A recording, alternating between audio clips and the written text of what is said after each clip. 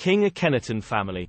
Many historians theorized that he suffered from Marfan syndrome, which is basically a genetic defect that harms the body's connective tissue, and the face, which would explain his unique face features shown across all of his statues.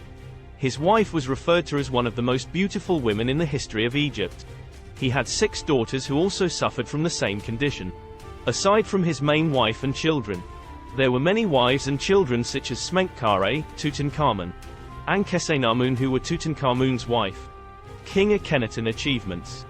The main purpose of declaring monotheism by Akhenaten was to create a cultural shift by uniting the Egyptian public under the sun disk god Aten.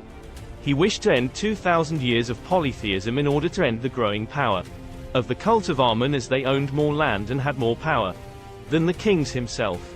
So in order to limit their power and achieve his political agenda, in the 9th year of his reign he outlawed the religion of Amun and declared himself the living incarnation of a single all-powerful deity, Aten, the loving, supreme creator, and sustainer of the universe. He also closed all the temples of Amun and the other gods and moved the main capital from Thebes to Amarna, plus he removed all the names of Amun from all over Egypt, but this didn't last for long.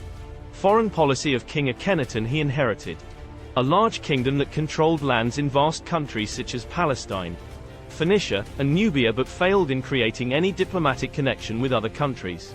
There is evidence of his negligence of maintaining any diplomatic and friendly connection with his allies, called Amarna letters.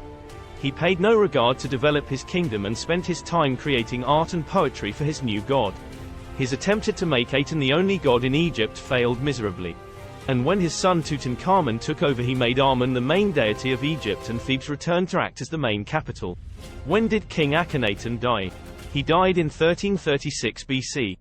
In his new city in the tomb of Meria II. After his death, they clear his city, and all people left the city of Thebes and returned to the ancient again and to Amun. The statue of King Akhenaten located in the Egyptian Museum in Cairo.